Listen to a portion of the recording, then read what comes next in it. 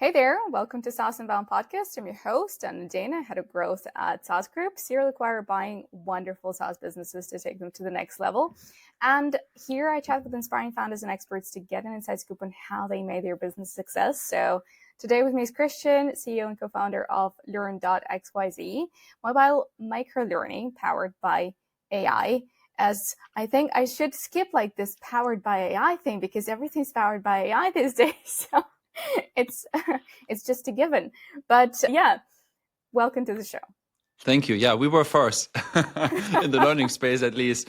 No, but it is interesting, right? Like AI becomes a commodity, and essentially you don't have to say anymore. It's kind of implied. But then on the other hand, for many people, it's not implied, and especially the companies that we sell to, like they use software solutions that don't have any AI. They still write courses by hand. They have to upload their videos that they produce for hundreds of thousands of dollars, and so sometimes we in the bubble of like SaaS people also think that AI is completely normal, but for the growth, like most people, it is still not. And so I think we still have a little bit of time to go, and we still can say it's powered by AI. I had this actually like last week at a conference, like obviously it's powered by AI.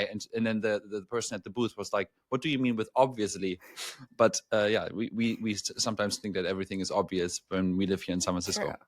Yeah, get out of that LinkedIn bubble. Like I was reading a post the other day where, it was also about the fact that, okay, we're like on LinkedIn, we read about all these tech bros, ditching Google. Like, what is Google even? Like when there is perplexity, Google is old news. And no, Google is still growing. Because, well, there are other people who are not in tech and who have never heard about perplexity in the first place. So yeah, it's interesting. I asked that question to one of my podcast guests, Richard Zocher, who is the founder of U.com, and I asked him why they are not more loud, right? Like they basically have this search engine that is a good replacement for Google, but they now also pivoted away basically into this B2B space because they were like, like Google pays Apple $20 billion a year or something to be the default search engine. In Europe, there was like for a small period of time this option to change the default when you would basically set up your iPhone. But then, Google is still the brand that everyone knows. And so it's really hard to compete against them. And so that's why, that for most people, it's not going away. But I have the feeling it's changing. Like even my mom, she's using ChatGPT now every day, right? And she's 70. And she just understood like suddenly there's this like person I can even talk to. And she calls it like, her friend ChatGPT, she talks to about all kinds of things. So I would say it is slowly changing. And if I was in Google's shoes, I'd be a little bit afraid. Yeah, that's true. I even like my son goes to school and they share photos from the classroom, and I was looking through them. At some point there was ChatGPT on the screen, and it's like, oh, okay, well, they're 6, but thank you. Now they know what ChatGPT is. So yeah, that's pretty cool. Anyway, before we jump into the whole AI and Learn.xyz, let's learn about you, because you're coming from Germany. You're one of the shareholders of OMR. It's a great story. So maybe a bit of your background first. Yeah, sure. So yeah, I'm from Hamburg originally, studied in Cologne, went back to Hamburg afterwards, and I met my co-founders from OMR because I was always in this conference game, like during high school and during college, and I always loved to organize things. For me, this was always this hack, like if you are the person that organizes something, everyone knows you. And so that was always my thought of like, hey, this is actually the best way how you get to know people. And then in Hamburg, a common friend said, oh, you should meet Philip because Philip is organizing this thing, or he's starting to organize this thing called OMR, Online Marketing Rockstars, back in the day. And you should team up. And so we teamed up, and then I also worked at a startup during that time, a tech company actually here from Silicon Valley, and I was one of the first employees in the Hamburg office. And then after like 2 or 3 years, we got acquired by Adobe, and Adobe then basically made the offer to move to San Francisco, and I took that chance 12 years ago. And I remember this very vividly because I told Philipp Westermeier back in the days, that I will be moving to San Francisco. And back then, OMR was really small, right? We had maybe 3,000 guests at the time at the main festival. We didn't have any employees. It was only like us 4 founders. And so he was like, this is as if you die. And that was like a very drastic statement. But for me, this was actually perfect because I suddenly had 2 time zones to work in. So I moved here in 2012, 2013. And I had this chance basically to work during the day at a big tech job here in Silicon Valley. And then during the night and early mornings, I was able to work for the German market. And so having basically 2 jobs helped me to be like a remote person from day one. And then we started to hire people, right? Like all the things that I used to do. I used to be responsible for the event orga and marketing and sales. And so we would just hire people that were much better in those things than I was anyways. And then over time, more and more people joined OMR, of course, and I was able to step a little bit back. And then since 2020, I got out entirely. And in between, I changed my jobs here also in Silicon Valley. So I was always a product person, basically made my first career in product management here and worked then for 6 years at LinkedIn. And then at some point I was just like, I have to get into like starting a company, because if you live in Silicon Valley and you are not working in some startup or you're not working in the startup ecosystem, then you somehow miss out. I had this podcast that I recently restarted where I interviewed other Germans in the Bay Area. And one person that I interviewed, he told me, Christian, look, if you just hang out in these big tech companies, you really like don't even realize what is going on. And so that was one of those moments where I was like, yeah, I really have to start something. And then there were some lucky incidences. Actually, one quick story. I'm already talking too much again, but one quick story.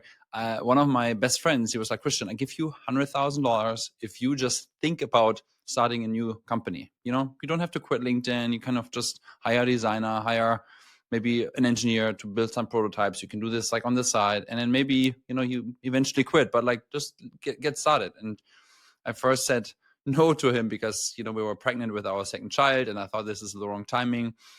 And then he had me talk to his investment manager, and Maria then said to me in the call, Christian, why do you want to be a director of product when you can be the CEO of your own company? And that sentence was basically engraved in my head in that moment. I was like, yes, you're so right. And yeah, then I found my co-founder and we started a company. And from there, it started basically to work for myself for the first time actually in my life, 100%, because all my other entrepreneurial ventures so far were always kind of the side jobs, right? Like OMR, I never was a full-time employee. I always did this on the side.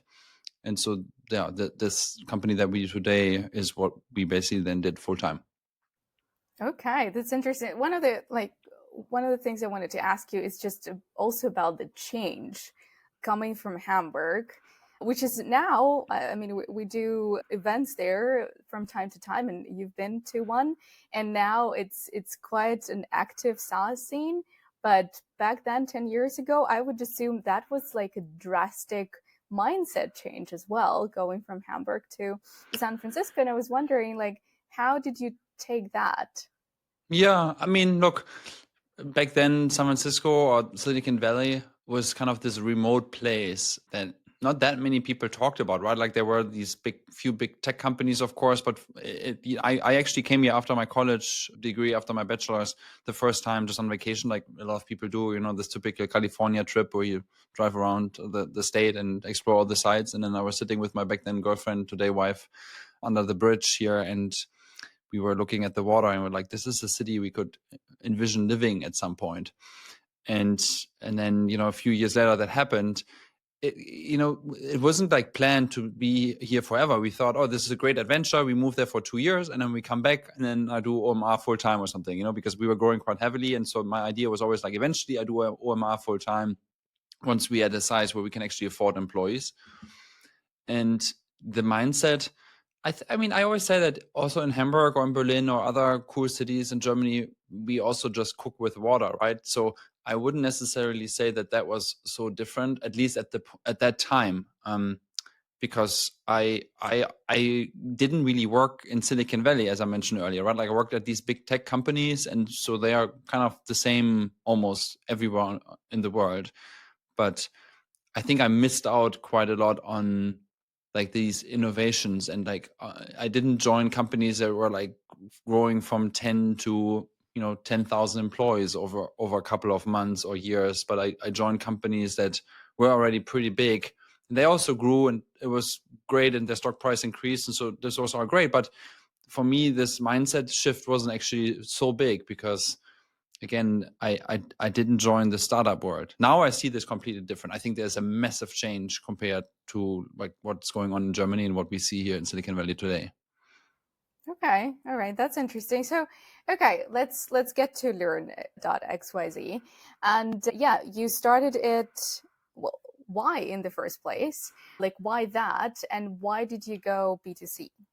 Yeah, so it's kind of funny. So why that company? So the company started, as I mentioned, because someone told me you should really like start your own company. And then we were like, okay, what do we do? And OMR came out of this idea of education, right? We taught people online marketing. This was actually the first thing that we did. We did these seminars series and would teach people about online marketing. And my parents are teachers, my grandparents were teachers, same with my co-founder. And we thought like, why don't do something in education? And we were basically just looking at what opportunities are out there. And the first product that we actually built wasn't even what we have today at all. It was a crypto education platform because we thought, like there's this kind of upswing in crypto and more people might be interested in how all of this works. And why not start with some kind of vertical and then eventually do other things as well? This was pre-AI, right? Like we didn't know that these models were that powerful. ChatGPT wasn't out there. And after maybe 3 or 4 months into that, we realized that we didn't really like the crypto market. Most of the people that we engaged with were just not what our our beliefs into things were like a lot of like how to get rich quick, and it wasn't really about learning. People just came to basically get like some tokens and try to scam us actually. And then we had some users that really liked the product that we had built, like the way how you learn. And they asked us like, can you like maybe teach us other things other than just Web3 and crypto related content? And so we started writing courses. And so this was a summer of 2022. So remember in the fall of 2022, in December, ChatGPT launched. And so in that summer, we basically started writing courses by hand and would basically create like 1 or 2 courses a week. And we realized after maybe 4 weeks, like this is not scalable. Like how should we ever make a sustainable business? Like we thought about hiring content writers, some are remote. We did, but that wasn't really good either. And so we, learned from friends that there are these AI tools, and we got early access to the APIs from OpenAI before ChatGPT was released, and basically started to develop this tool where you could ask a question and then a course would come out. And we had this idea, okay, there's Duolingo out there where you learn languages.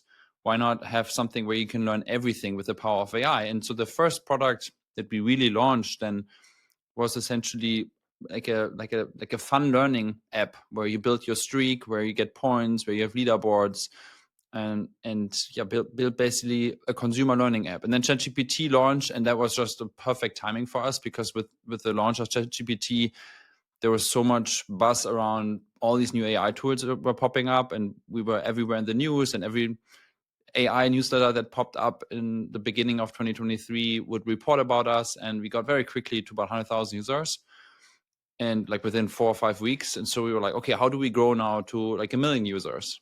And then we actually massively failed, and it dropped down to about 5,000 users again, weekly actives.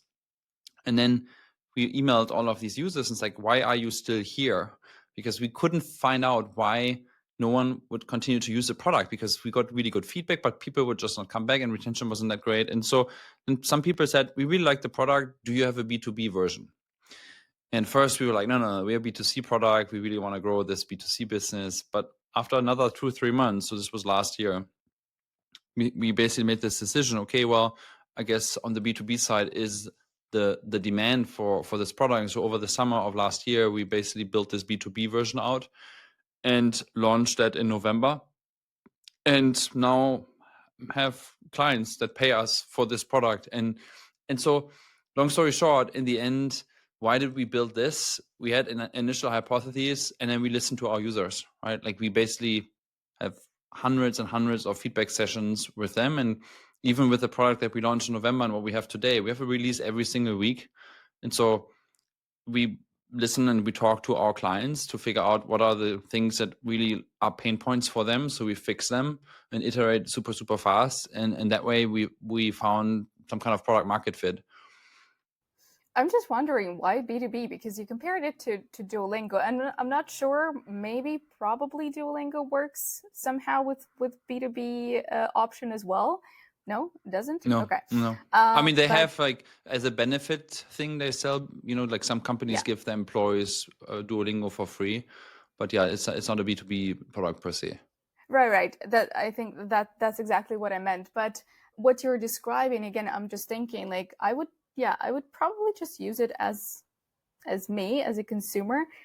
Do you know like what was the ask, like why the companies were interested in that? Yeah. So look, if you analyze all existing learning solutions, starts with LinkedIn Learning and Udacity and Udemy, and then there are these. I mean, there's a joke I always make. I think they're called. They're not. I don't know actually what their name is. Placebo or something. Placebo. This is their name. It's an Italian company that is like learning software. I always call them placebo, the place where you don't learn actually, because this name always resonates with me so much. But anyways, no matter who you ask, everyone basically says, "Oh, I really hate my corporate learning. It's like so cringy. It's bad." Like we had this very initial outreach from a very big consulting firm, and we took the call, and he was like, "Look, people take screenshots of the questions and the questionnaires and everything, and then they send them in private WhatsApp groups around so that no one really has to read, and everyone can just go through the screenshots and very quickly answer the questions. And then it's massively expensive to create the content, and it takes forever." And so all of these learning and development people were really frustrated, right? Like the software that they implement, people hate. It's very expensive to create the content.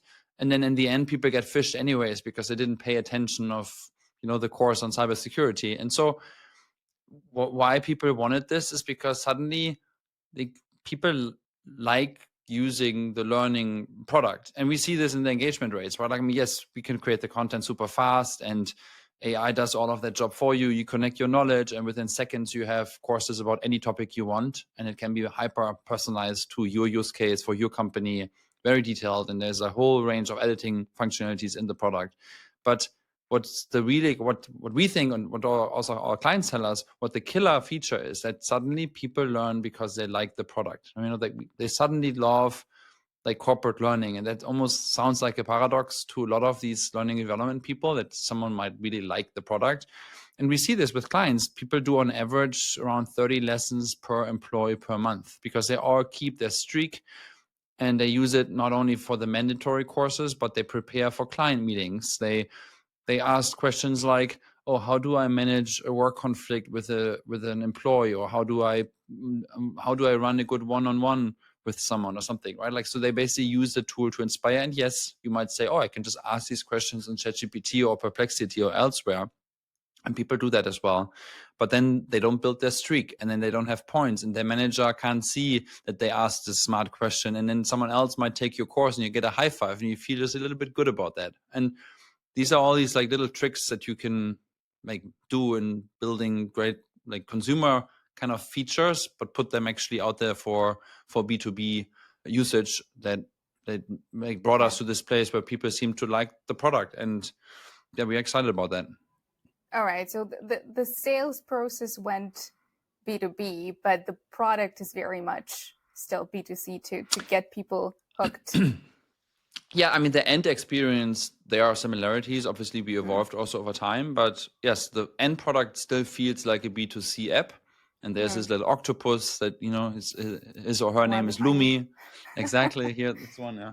And we try to make it really lovable, and then, of course, there is a desktop environment where you manage your users, and you have these groups that you assign content to, and then you have editing functionality. And which is also, by the way, a fun story. Like, users said, we really want to edit the content. And of course, you have to edit the content, but only 4% of the content that our AI creates is being edited, because we just spend so much time on making the content quality really good that there's almost no need anymore to do that. So yeah, people seem to like it. And once the user is activated, and for us activation means like a certain amount of people are in the product, they take a certain amount of courses, then it usually flies. Like I got the screenshot from one of our pilot clients, And they were 4 days into the pilot, and he sent me a screenshot of the leaderboard, and the number one person already took 92 courses, and the only thing he sent to me was like, what the fuck? It's like, in a way, it's like, people learn too much here. We have another client that said, can you turn off like some of the gamifications?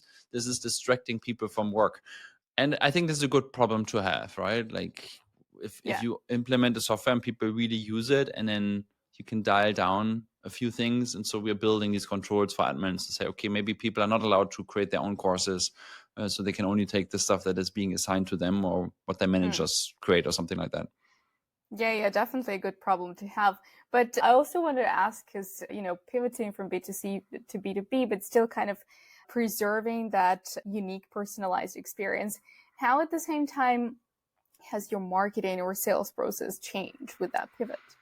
No, of course, it's completely different, right?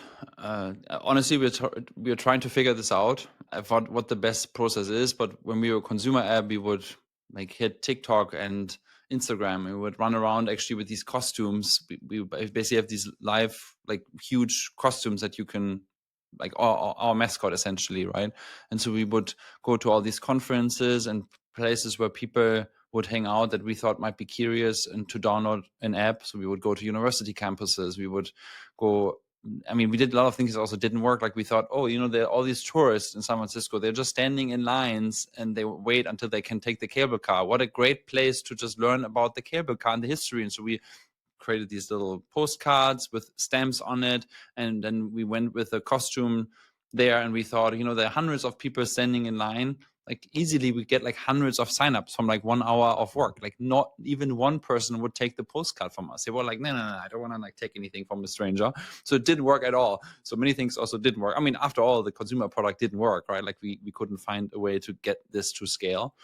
And on the B2B side, we are trying a lot of things. This is from outreach on LinkedIn, from going to conferences, from being in podcasts, from doing like fun things at trade shows. So for example, next week we go to a trade show in San Diego, and the booth price was like $10,000 or something. And we were there last year. We didn't even buy a ticket. We were just hanging outside because San Diego is so nice and people are just hanging out by the water, and all the meetings actually happen in this outside area. And last year I saw this little art gallery. And so I made the connection. They said, hey, can I rent your art gallery next year? And they were like, yeah, sure. How much do you want? And they were like, it's $1,000 for a day. And so now we have basically this art gallery with this porch in front of this big plaza where all the VCs are sitting and all the learning and development people and have their meetings. And we have a booth outside in like plain sight. So I think it's one of the most important things for anyone that goes to a trade show. Like, how do you stand out, right? Like, if you just have your booth next to 30 other people, yes, maybe you're lucky and someone comes by, but you have to grab the attention from people, and you have to be loud, but not by like screaming, of course, but like by doing something fun. And we try that. But honestly, we're really early on, right? Like, we didn't talk about metrics yet, but we have 20 clients right now. So the product launched in November, and I'm trying to get more, and we're like figuring out ways, and some things work and others don't. And I started my own podcast again where I interview other Germans. Actually, I have this very fun way of attracting customers. So as a little side project, I run the House of AI, which is a cool co-working space here in San Francisco. So I always say it's like the co-working space for the most ambitious founders in San Francisco. So there are about 20 founders that work from our space here. And a lot of German delegations come here to San Francisco and Silicon Valley to basically visit, and get inspired and learn about the mindset here. And so they come by, and it's fantastic because all of these people are CEOs, head of digital transformation, and they want to get inspired. And I happen to have a good story to tell, and they come by House of AI. I give like 30, 40, 50 minutes of presentation and then Q&A. They pay some money to come here because obviously there's work for me. And then some of them become clients afterwards. So I always make this joke that we have a positive CAC, because basically people pay money to us in order to become then clients. But it's a great way to get into a completely different audience that we would have never guessed before. Where like hidden champions in the German market. It's kind of a little bit stupid as a San Francisco startup to tackle the German market. but it works for us. And then on top of that, I do this podcast where I interview other Germans here in the Bay Area. And that's the exact same story. People, head of digital transformation, CEOs, they listen to this podcast, and then it's presented by Learn.xyz. And we are just in episode 2. So the third episode will come out this weekend. But a couple of thousand people listen to it, and so we already got some inbounds. People try out the product, and hopefully from there we can scale that. But that's the early hustle, right? Like you try out all these different things, and I kind of don't want to do these things like, or just bombard a million people by email with Clay or Apollo, or I don't want to set up these, at least not now, set up these like automated phone calling things. I want to find other ways, at least this early on when I'm the only salesperson, to attract some really good clients that kind of, fall in love with the product, and then go from there. And obviously we have like reviews now on OMR reviews and those things. And yeah, there are many things that you can do. And yeah, it's not very structured yet, I would say. Okay, I mean, nothing is if you're 4-5 months into a new venture. But yeah, okay, shout out to you then with the House of AI. We're also going to host our event at your co-working space. So yeah, if you're a SaaS founder listening to this, that's where we are, May 16th. Yeah, come by. And if you need a desk, you can also talk to me.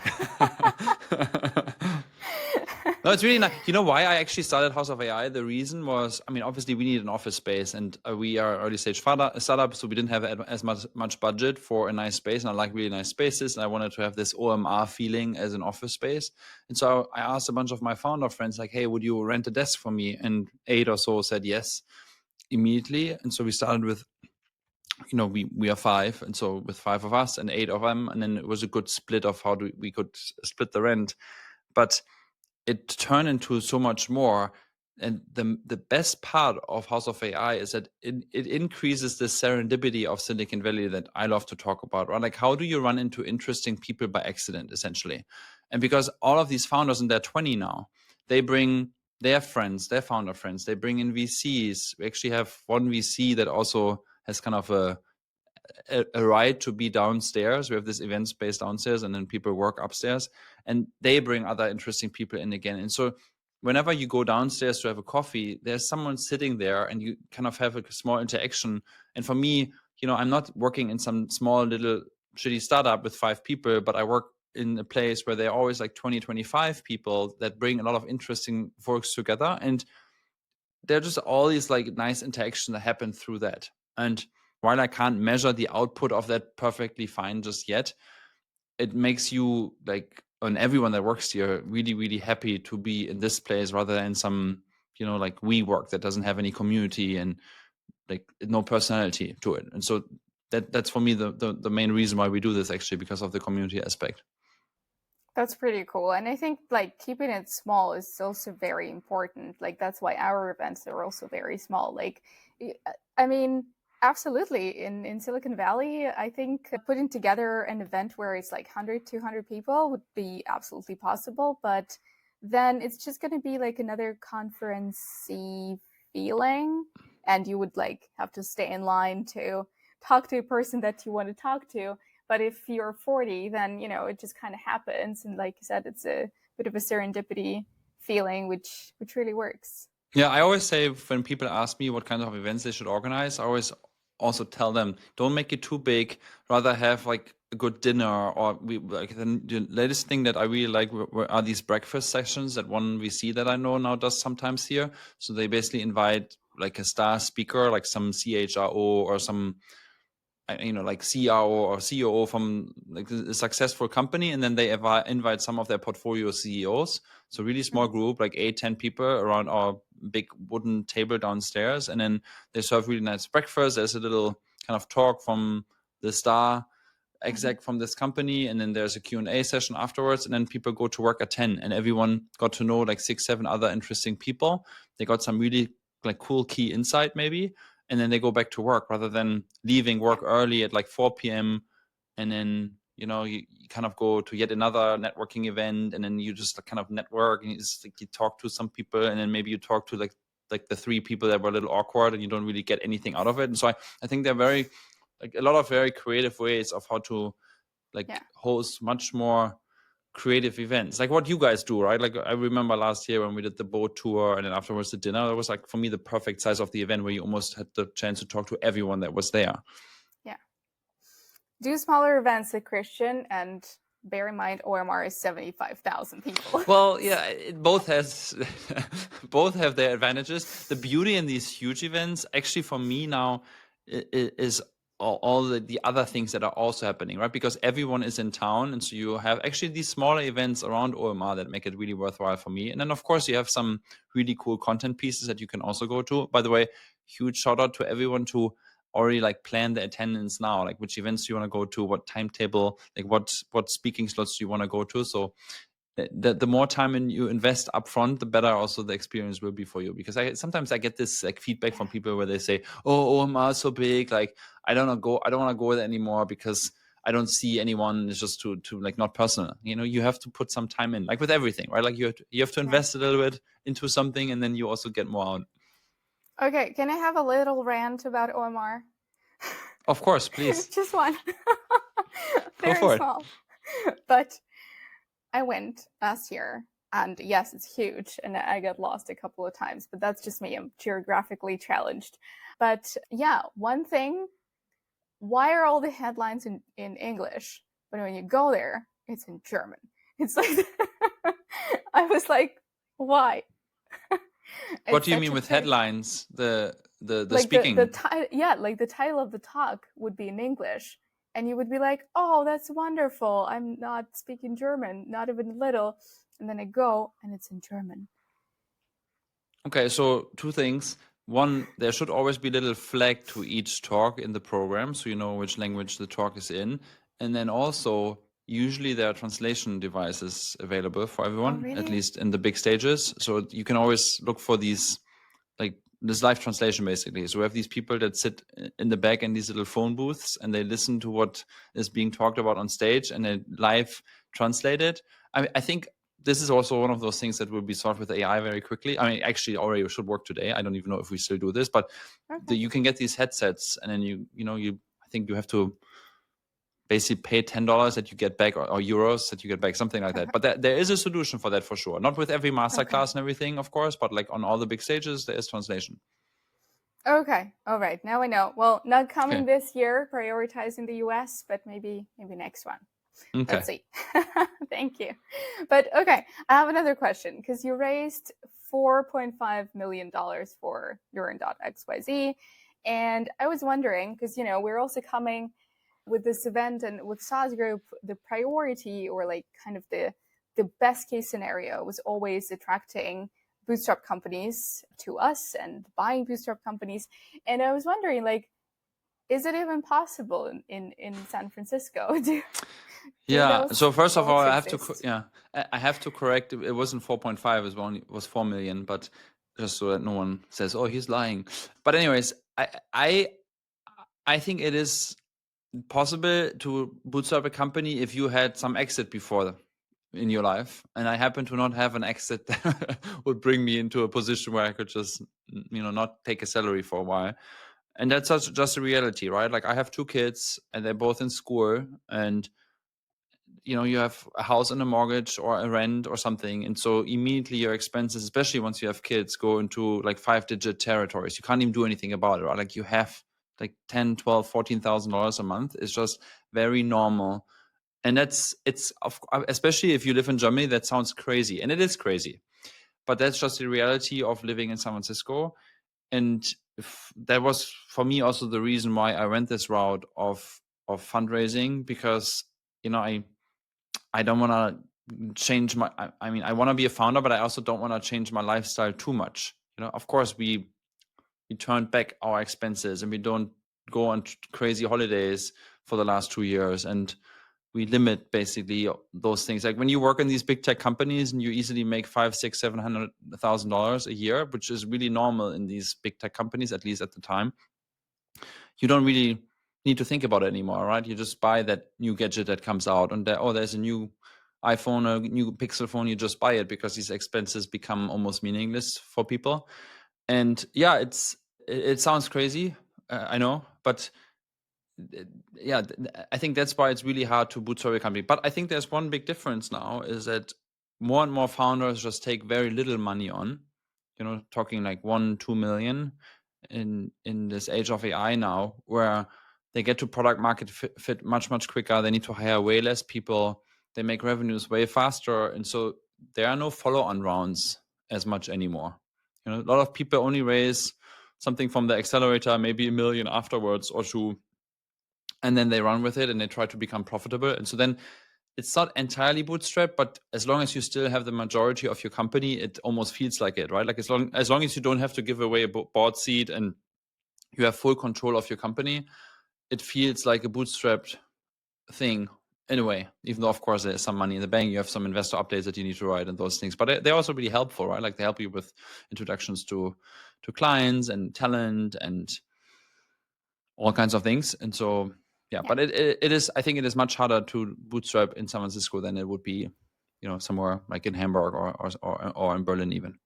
Yeah. That was one of the other points that I wanted to ask you about. Is just like, what is the biggest advantage? Like, do you actually have investors who then kind of handhold you a little bit more and introduce you to the right people, or is it just like completely, hey, that's the money, I believe in you, run with it?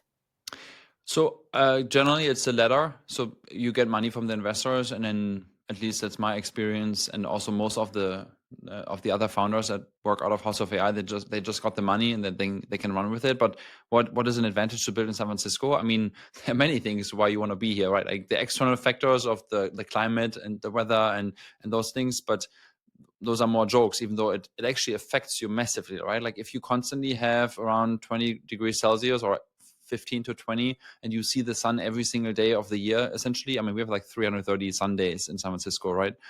And I think Berlin has 150. So it's a big difference. And it makes you it brings you in a much better mood. So generally everyone here has always a better mood. Everyone here seems to be way more motivated, because if you move to San Francisco, you can't just, hang out in a coffee shop and you say, I'm working on this idea. And, like, I won't tell you about it because it's so secret. Like here, everyone works on something. Everyone will tell you. Everyone is seeking feedback. There's this huge hustle culture. And that also changed, honestly, right? Like 3 years ago, pre-AI, San Francisco was at this verge out of the pandemic where a lot of people left San Francisco, and a lot of people were like, oh, San Francisco is dead. And, we want to live now in Miami, or we want to like build, I have always this joke, like I want to do a blueberry farm somewhere in Portland or something. But San Francisco is back more than ever, right? Like there are hackathons every single weekend, a lot of them. There are events pretty much every evening that you could go to.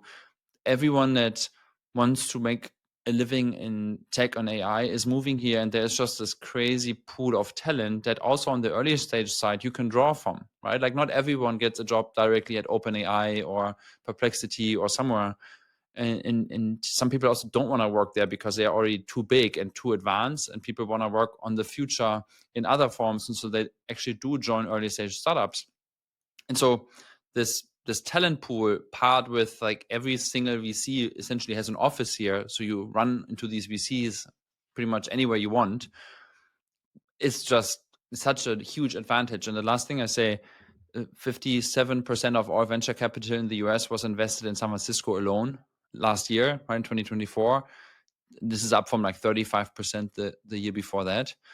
It's just like, this is where the opportunity is, where the most money is, where the most talented people in this space are. And I see this even that people that start their companies in Germany, they say, hey, I moved to San Francisco because I can just run much faster. And then actually one more thing I want to say, it's also the work ethics here, right? Like my best example here is that essentially San Francisco adopted this 996 work style, which sounds a little crazy for people. This is like this thing that China probably started, where you work 6 days a week from 9 to 9.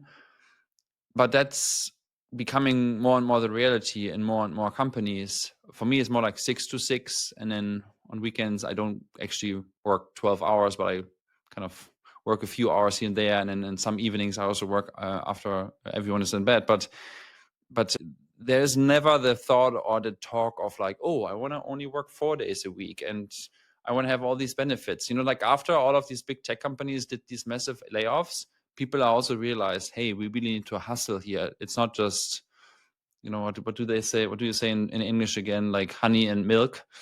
We really have to like give full power. But if everyone really gives full power, it's an amazing work ethic that people have, and that motivates everyone around you as well.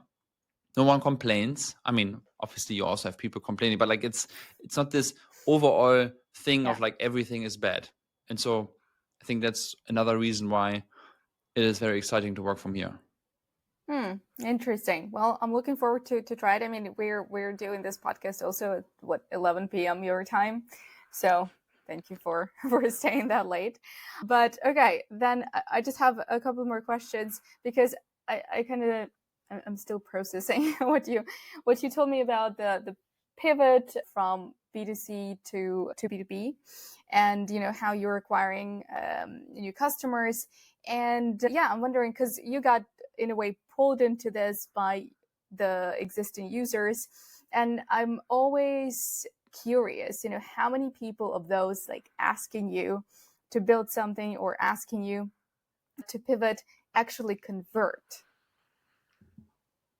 Yeah, that's a very good question. So one of the people that drove us the most was an employee that worked for 30 years in one of the largest consulting firms in the world.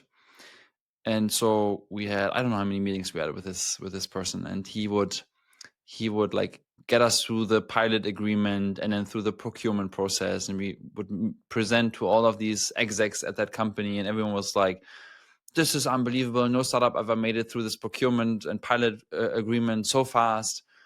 And then last September, he emails us and says, oh yeah, I just have like some bad news for you probably, but it won't be that bad. But I will be retiring next week. We are like, what the F? If your champion retires or leaves, right? Like this is the biggest risk in any B2B sales process, essentially. So if your champion that you identify is really pushing you forward, you're like your best supporter and friend on the other side, if that person suddenly leaves, a deal is most likely very dead. And the same thing happened, right? Like we had like 2-3 more follow-up conversations with them, but ultimately that deal never came to fruition. So that's probably the biggest failure that we had last year, and because we really focus on this, and we had like a second one that was equally bad as well. But yeah, generally I would say you cannot just build everything that someone asked you for, right? Like you have to identify patterns. That's why you ideally have multiple early clients so that you can collect similar feedbacks, or you do the same questions to a bunch of your users. And so if you see that 5 of the 10 or 5 of the 20 ask for the same thing, then you can build it, right? And so, you kind of have to weigh all that feedback that comes in. Yeah, absolutely. All right, that's very interesting. And how has it changed the product or your roadmap, that pivot? Oh, I mean, yeah, massively, right? Like there is this difference between the buyer and the user also, because essentially there's someone that decides that they want the product, and they have a bunch of requirements. They need, you need to be, I don't know, like SOC 2 compliant suddenly. So there's a lot of work that goes into that, and that's not fun, but you have to do it. Or you need better user management, because it's very obvious that when you have an organization that you need better user management, you need to be able to assign certain courses to certain people. I have actually a great example. The saas.group also is in a pilot with us right now. Yes, And there was plenty of feedback also. And I don't really see how the conversion rate of this pilot will be. We still haven't reached that point. But yeah, you can ask your colleagues of how, if and when they will convert to become a full-time client. But yeah, no, the roadmap before, you would talk to your most engaged consumer users, and they just had the consumer app, and so you would build for that consumer.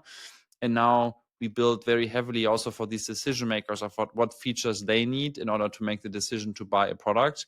But when we still, like, to this user that I mentioned earlier, that after 3 or 4 days had 92 courses taken, we have a call with them next week actually to understand like what makes it so exciting for them? Is it just the prize that they get by the end of the month if they're number one on the leaderboard, or do they really enjoy the product so much? What is missing? What can we do? So you have to weigh also that you build not only for the buyer but also for the end user, because ultimately if then the end user again doesn't use the product because something is missing, then what's the point of building the product? And that's our promise, right? Like if you really use us and really implement us and invite all of your employees to use the product, engagement will skyrocket.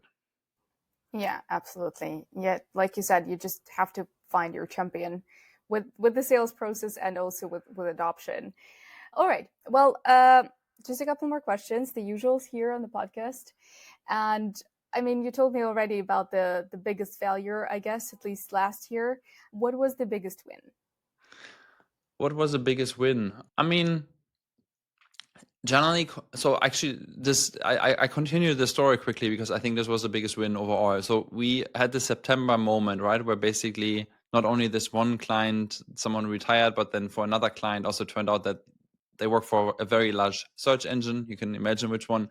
And so this person basically promised us the world, or like they were like, I am the buyer for all sales training AI tools at this company, and you will be making so much money from us, and I am the decision maker. And ultimately, this person wasn't the decision maker. So we had like these two major fails that we spent good 3 months on, like meeting, and I played golf with them, and we invited them for lunch here. We were invited at their offices. We traveled there to, all kinds of things that you do. And then we were suddenly there in the beginning of October, and we didn't have a single client. And that kind of was very crushing in a way, because we spent the summer building this, thinking that these really, really large enterprises would buy us and that would like solve and fix our situation. And then we didn't have anyone. And probably like 2-3 weeks was kind of this realization that we have to change something. And so in the last week of October, we said, okay, if we can find 10 clients by the end of next month, by the end of November, that pay us and have like a monthly recurring like revenue from them, then there seems to be that seems to be basically a success, at least like an early success, because then we are onto something. And I told on November 1st everyone in the team that they should stop whatever they were doing, engineers, designers, everyone, and everyone was supposed to do sales. So no one was allowed to do anything else than reaching out to people on LinkedIn and coming up with ideas and going to meetups and telling everyone about it. After 3 or 4 days, I realized that was a horrible idea, because no one like even got calls because if you're an engineer, you're just not probably like the best salesperson. I mean, maybe I didn't train them, maybe it was on me. But then I was basically on my own, so I did all the sales again. And by November 30th, we had the 10 clients that paid us, and that grew more from there. And so I think that was my biggest success since we are on this B2B thing, that we basically thought, okay, like either this company dies because no one seems to care what we are building, or we find a bunch of clients that pay us, and then everything will be all right. It's still, of course, not, we still don't, everything is right? Because we have now 20 clients, and some of them now converted to really long-term commitments, and we have the first 5-digit deals, and we're working on this first 6-digit deal on ACV that is still not signed, and so it takes time. But that moment for us was probably the best success that we had in the last couple of months. Where were you able to change so fast that you went from literally 0 to 10?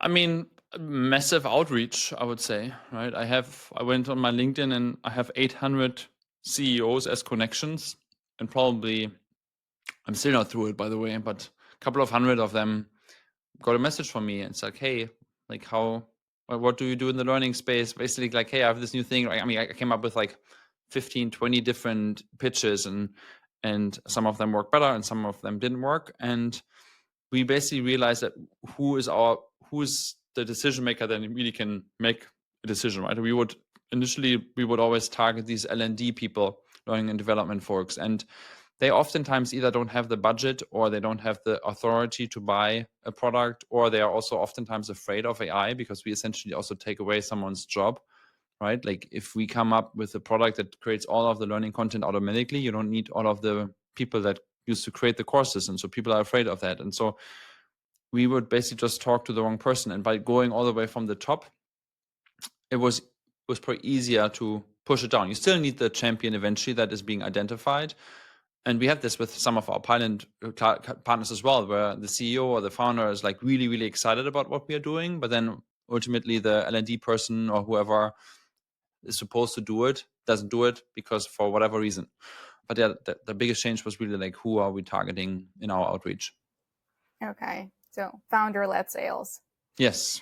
Founder mode. Okay. Through and through. Founder mode. Hashtag founder mode. Yeah. All right. The last question is about a hack.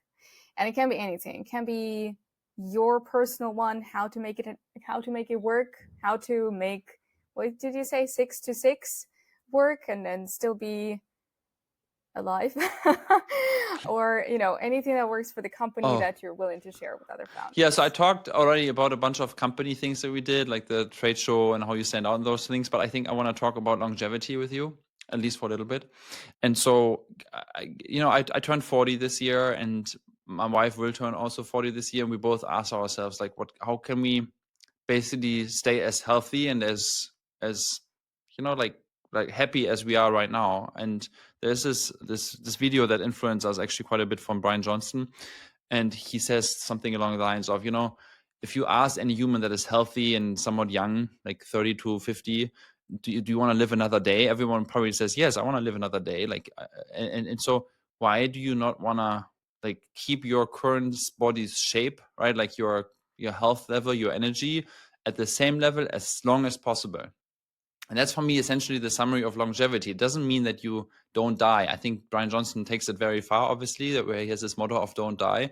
But the whole idea is that you don't die from any like random thing. And so if you extend your fitness of what you have right now as long as possible, then that's really good for you. And so we made a few changes to our lives. And so one of the hacks that I did is that I changed my sleep pattern. So I historically have a very good sleep ability. Like people are always a little jealous when I go into a plane and I fly from San Francisco to Frankfurt and I sleep basically 8 to 9 hours straight and don't even wake up once in an economy seat. So there are some hacks. There's an article on my LinkedIn profile also how you sit and what kind of tools you can use, or if anyone's interested, I'm happy to share those things. But my sleep would usually be like this, that I would come home from work around 6 or so that I can spend time with my kids and my wife, and then at 9 or 10 p.m. everyone would be like down and go to sleep, and I would go back to work and work until my eyes fall asleep, like 12:30, whatever, 1 o'clock.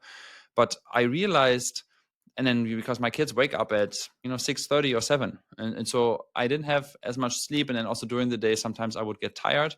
And I realized also that these last 2 hours of the day, I wasn't actually at my perfect abilities, because, I would like drift off, fall asleep sometimes on the couch, wake up again, or I would fall asleep next to my son when I put him down to bed, and I wake up again and I'm completely drowsy and I need to spend like an hour to get into like work mode again. And so what I changed now recently is that I go to bed at 10 p.m. And if I go to bed at 10 p.m., I can get up at 5 o'clock. So I get my good 7 hours of sleep, which is way more than I had before. And then I do have about 2 hours in the morning until my kids wake up, because they work, usually like 6:37 or so, but I basically have 2 hours by myself where I can really like focus and work. And especially because we have a lot of clients in Germany, I have a big overlap also to talk to them. And then I make them breakfast from 7 to 8, bring them to school, and I'm in the office by 8, and then I continue working to 6. So I always make this joke that I don't work from 9 to 9, but I work from 6 to 6. And that has been a huge life changer for me recently, especially because I have kids. Well, like this, not everyone has to do this, obviously, but just like really focusing on sleep and being healthy also through that is really essential for me.